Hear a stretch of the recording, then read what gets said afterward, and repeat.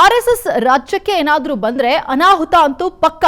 ಗಜನಿಯನ್ನ ಬಿಟ್ರೆ ರಾಮ ಮಂದಿರವನ್ನ ಲೂಟಿ ಮಾಡಿದ್ದು ಇವರೇ ಅಂತ ಆರೋಪ ಮಾಡ್ತಿದ್ದಾರೆ. ರಾಷ್ಟ್ರೀಯ ಸ್ವಯಂ ಸೇವಕ ಸಂಘದ ವಿರುದ್ಧ ಬಿಕೆ ಹರಿಪ್ರಸಾದ್ ಕೆಂಡವನ್ನ ಕಾರ್ತಾ ಇದ್ದಾರೆ. ಅವರು ಮೀಟಿಂಗ್ ಮಾಡಿದ ಮೇಲೆ ಏನಾದ್ರೂ ಅನಾಹುತ ಆಗಿದೆ, ಏನೆಲ್ಲ ಅನಾಹುತಗಳಾಗಿದೆ ಅಂತ ಗೊತ್ತಿದೆ. ಎಂಎಂ ಕಲಬುರ್ಗಿ, ಗೌರಿ ಲಂಕೇಶ್ ಅಂತವರ ಹತ್ಯೆ ಆಗಿತ್ತು ಅನ್ನುವಂಥದ್ದನ್ನ ಎಕ್ಸಾಂಪಲ್ ಆಗಿ ಕೊಡ್ತಾ ಇದ್ದಾರೆ.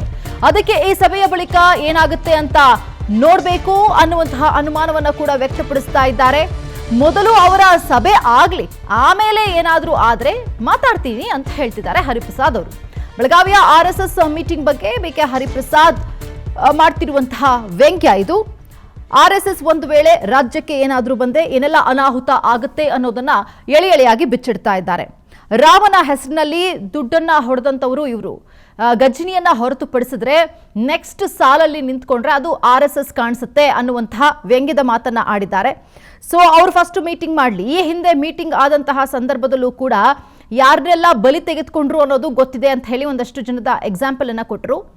ಈಗ ಮೀಟಿಂಗ್ ಮಾಡ್ತಿದ್ದಾರೆ, ಅವ್ರು ಮಾಡ್ಲಿ, ಅವ್ರ ಪಾಡಿಗೆ ಅವರು, ನೋಡೋಣ ಏನಾಗುತ್ತೆ ಮೀಟಿಂಗ್ ಆದ್ಮೇಲೆ ಅನ್ನುವಂತಹ ಮಾತನ್ನ ಸ್ವತಃ ಬಿಕೆ ಹರಿಪ್ರಸಾದ್ ಅವರು ವ್ಯಂಗ್ಯ ಆಡ್ತಿದ್ದಾರೆ. ಹತ್ಯೆ ಆಗೋಕ್ಕಿಂತ ಅವ್ರು ಬೆಳಗಾಮಲ್ಲಿ ಯಾಕೆ ಮೀಟಿಂಗ್ ಮಾಡ್ತಾ ಇದ್ದಾರೆ ಅಂತ ನನಗೇನು ಗೊತ್ತಾಗ್ತಾ ಇಲ್ಲ. ಅದು ಅವ್ರ ಸಭೆ ಆದ ನಂತರ ಏನಾದರೂ ವಿಚಾರ ಬಂದರೆ ಅದಕ್ಕೆ ಉತ್ತರ ಕೊಡೋಣ. ಯಾಕಂದರೆ ಅವ್ರು ಯಾವಾಗಲೂ ಮೀಟಿಂಗ್ ಆದಾಗ ಕೆಲವೆಲ್ಲ ಆಗುತ್ತೆ. ದಬೋಲ್ಕರ್ರು, ಪನ್ಸಾರೆ, ಕಲಬುರ್ಗಿ ಅವರು, ಗೌರಿ ಲಂಕೇಶ್ನ ಹತ್ಯೆ ಆಗೋಕ್ಕಿಂತ ಮೊದಲು ಸಹ ಈ ಥರ ಮೀಟಿಂಗ್ಗಳು ನಡೆದಿತ್ತು. ಈಗಲೂ ಸಹ ಮೀಟಿಂಗ್ ನಡೆಯುತ್ತೆ. ಮುಂದೆ ಭವಿಷ್ಯದಲ್ಲಿ ಏನೇನು ಅನಾಹುತಗಳು, ತೊಂದರೆಗಳಾಗುತ್ತೆ ಅನ್ನೋದನ್ನು ನೋಡಿ ಆಮೇಲೆ ಟಿಪ್ಪಣಿ ಕೊಡೋಣ. ಏನಾದರೂ ಹಾಗೇ ಆಗಿದೆ. ಅವ್ರ ಮೀಟಿಂಗ್ಗಳಾದ ತಕ್ಷಣ ನೀವು ಇತಿಹಾಸವು ನೋಡ್ಕೊಂಡು ಬನ್ನಿ. ಮೀಟಿಂಗ್ ಮಾಡಿದ್ಮೇಲೆ ಏನಾದರೂ ಮಾಡಿದ್ದಾರೆ. ಅವರು ಬೆಳಗಾಮಲ್ಲಿ ಯಾಕೆ ಮೀಟಿಂಗ್ ಮಾಡ್ತಾ ಇದ್ದಾರೆ ಅಂತ ನನಗೇನು ಗೊತ್ತಾಗ್ತಾ ಇಲ್ಲ. ಅದು ಅವ್ರ ಸಭೆ ಆದ ನಂತರ ಏನಾದರೂ ವಿಚಾರ ಬಂದರೆ ಅದಕ್ಕೆ ಉತ್ತರ ಕೊಡೋಣ. ಯಾಕಂದರೆ ಅವ್ರು ಯಾವಾಗಲೂ ಮೀಟಿಂಗ್ ಆದಾಗ ಕೆಲವೆಲ್ಲ ಆಗುತ್ತೆ.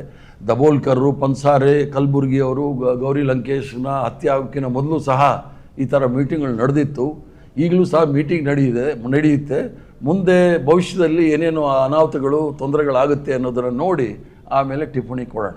ಏನಾದರೂ ಹಾಗೇ ಆಗಿದೆ. ಅವ್ರ ಮೀಟಿಂಗ್ಗಳಾದ ತಕ್ಷಣ ನೀವು ಇತಿಹಾಸವು ನೋಡ್ಕೊಂಡು ಬನ್ನಿ. ಮೀಟಿಂಗ್ ಮಾಡಿದ್ಮೇಲೆ ಏನಾದರೂ ಮಾಡಿದ್ದಾರೆ. ಅವರು ಬೆಳಗಾಮಲ್ಲಿ ಯಾಕೆ ಮೀಟಿಂಗ್